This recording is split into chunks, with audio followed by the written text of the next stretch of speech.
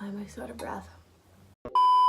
Hi guys, welcome back to my channel. My name is Taylor and today I'm going to be sharing with you guys my favorite healthy habits that I've incorporated throughout the years, and these actually have all changed my life for the better, so I wanted to share them with you guys and hopefully you guys can learn something from this video. All of these habits are all so simple and easy. Most of them, for the most part, are simple and easy and things that you may not even think about or things that take up little of your time. They're things that keep me grounded and strong and feel good. Yeah, so I just want to share them with you guys and let's get started with the video. So I actually have my handy dandy notebook here and I actually dropped this in the bath today because I was writing down all my habits in the bath and I dropped it in the bath, but it's still going strong. So I'm just gonna read off this list. The first thing I have is actually one of the most recent habits I've incorporated into my lifestyle, and actually probably one of the hardest ones so far, but it's actually food combining. And food combining is actually pretty hard to explain, but what it is basically it's combining the right foods that go together. So one of the main things about food combining, like I said in my last video, is eating fruit on an empty stomach. And that's because fruit takes 30 minutes to digest in your stomach, whereas a starch or a protein takes 2 to 3 hours, 3 to 4 hours. So if they're eaten at the same time, they'll actually go in your stomach and crash, and they'll just basically rot and not really digest. So food combining really helps with bloating, which is something I've struggled with for years, and I've tried so many things to get rid of it. Teas, drinking so much water, all this stuff, but I can truly say the only thing that has really helped it is food combining. It's really hard, it's really a struggle, but it's kind of like challenging in a way, and I feel so much better going to bed and not being bloated. So my second healthy habit is actually one that you guys probably hear all the time, and I didn't even want to incorporate it into this video, but it's so important and I think that everybody should be doing it, and that's drinking water. Yeah, we hear it all the time. I'm not going to spend too much time on this topic, but I at least try to drink 2 liters of water a day, and I know so many people struggle with this. I used to struggle with it so much. I used to drink like 5 glasses of apple juice a day. I used to be addicted, but I never turned to juice anymore just because I know that water is so much more beneficial. I think the real reason that I started drinking water was to help my skin, which it's helped so much. Just make it a priority. Like it's so simple to do. Like it's not hard at all. You're literally just drinking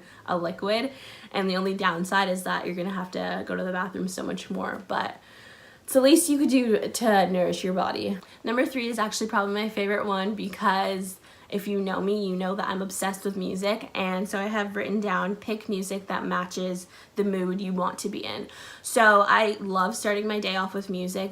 Before I even get out of bed, I'll put on my Spotify, play either like a hype up song or like a chill song. Usually on Sundays I'll play like a more chiller song, and I actually have playlists on my phone that are say like happy tay, chill tay, jazzy tay, like stuff like that. I'll listen to the songs of the mood that I want to be in. If I'm sad already, yeah, I'm gonna want to listen to sad songs, but I know I want to be happy, so I'm gonna listen to upbeat music, and it actually does change your mood around. Music is so powerful. I feel like it's so, I don't want to say underrated because like who doesn't love music, but I feel like the feelings you get from music is so underrated and so powerful. So that's my tip number 3. Tip number 4 is actually something I struggle with so much, but that's limiting your screen time, and I've actually gotten so much better at this. Obviously social media is such an amazing thing, but I feel like the way some people use social media can be so toxic. For me, I like to limit my screen time by locking my apps. If you go to settings and then you go to screen time and then click turn your downtime on, you can actually choose how many hours and what hours your phone locks your apps for you, and even when they're locked you can still get into them, but like with a warning. I kind of like the feeling of not being on my phone and then going on my phone after I've had a whole day without it, seeing like what people have been up to for the day, but I don't like to spend all day on my phone. I think a lot of people are terrified of the idea of not being on their phone with the fact that they can't have their phone. So locking my apps, like my social media apps, is actually a great way for it because I still have my phone on me all the time, but I just can't get into those apps. Another thing about this topic is to follow the people that you actually want to see things from. I'm on a huge unfollowing spree on my Instagram and only kept following the people that I genuinely cared about and that I genuinely want to see what they're posting. And honestly, I feel like so refreshed from it, because there was people's stories that I was watching and I was like, I literally don't care about this. Like, why would I follow you if I don't care about it? Or I would watch somebody's story and they were just so negative. So I just unfollowed all the bad people, all the negative people, not saying they're bad people, but all the people that I just genuinely don't really care about, as harsh as that sounds. I unfollowed all of them, and my life genuinely kind of gotten a little better. I also like to follow a lot of like quote accounts and a lot of spiritual and uplifting accounts that kind of like keep me accountable throughout the day, and those accounts sometimes do remind you to stay off your phone. So I suggest following people that you genuinely want to see things from. So my next habit is something that I feel like it's either like a preference or not, but my favorite time to shower is at night on the weekdays. I usually like showering in the mornings on the weekends, if that makes sense. But on the weekdays, I love showering at night because it puts me in like relaxation mode. I know a lot of people say that showers actually wake them up, but for me personally, the steam from the shower relaxes me and lets my body know that it's time to wind down. So that's just a tip I feel like not a lot of people think about, so I thought I would share that with you guys. My next tip after that is stretching or meditating before bed. I'm someone who actually can't meditate because I just literally can't sit still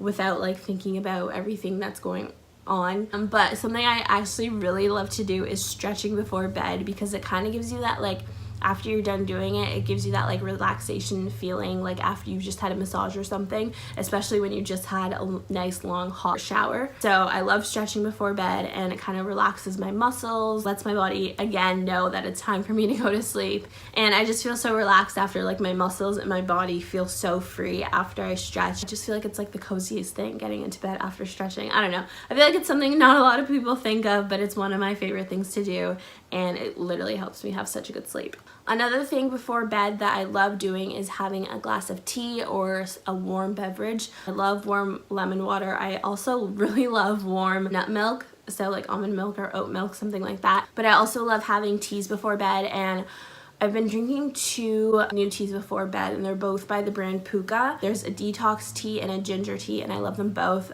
Ginger is so good for your digestion and your stomach, so I love having that after dinner or after even any meal. And then the detox tea I like having after dinner or right before I go to bed, just to kind of like detox my body for the next day. And I feel so much better and so relaxed after I do have a tea, and it kind of makes me sleepy. A tea before bed is definitely a must for me if I want to have a good night's sleep. My next tip is essential oils. I feel like essential oils have been more popular as of late recently, but I feel like there's still some people that do underestimate it, which is mind blown to me. But maybe it's just because I totally like believe in that stuff. Essential oils are so important. I couldn't imagine life without my diffuser. I have it on every single night.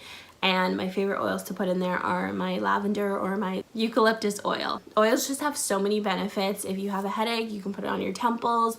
I have 2 roller sticks that I actually love to like put on my wrist, behind my ears. You can even put them on your soles of your feet, on your neck. And even if you have cramps, ladies, they say that if you put lavender oil on your abdomen, that actually does help too. So essential oils are like the easiest thing in the world. Go buy them, use them, see if they work for you. If not, I'm sorry. And then my last thing on here is actually something that I learned from Oprah, and if you know it's from Oprah, like it has to work. I feel like throughout her whole career she's been known for expressing her gratitude. I was actually reading her book called What I Know For Sure.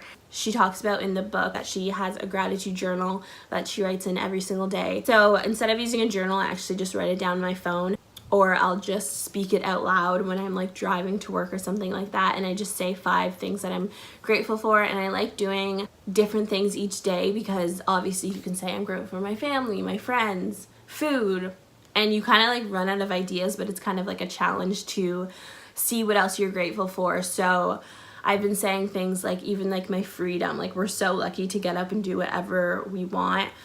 Even though we never think like that because we're like, oh, we have to go to work, like I have to go to work, blah blah. But you can really choose what you want. It's fun to like get creative with what you're grateful for because you actually feel so much more grounded and you don't really realize how much you have until you start actually thinking about it. And I actually have a quote from one of her episodes that I watched like so long ago, but it kind of stuck with me. And somebody on her show, they were talking about gratitude, and they said, nothing new can come into your life unless you open yourself up to being grateful. I feel like that's actually so true because I feel like the people who are the most successful have expressed gratitude throughout their whole lives and even before they got to their success. But I feel like we're all just so go, go, go, like our future, we have to be successful type of thing, but we're never really present and grateful for the moments that we're having now. Which I think is super important to be, because you should be grateful for your process and be grateful for your journey to your success. So I just thought that was really important. I highly recommend for everybody to just either get a gratitude journal, say out loud what they're grateful for every single day, or write it down, but just really remember, even if you think your life is at its worst right now, be grateful for it because it's going to teach you something in the long run. So guys, these were my favorite healthy habits that I like to incorporate into my life every single day. I truly believe these have all changed my life, and these are all just things that I love doing to make me feel good. So if you think any of these will benefit your life in any single way, do it for yourself. You owe it to yourself. Thank you guys so much for watching, and I'll see you in my next video. Bye!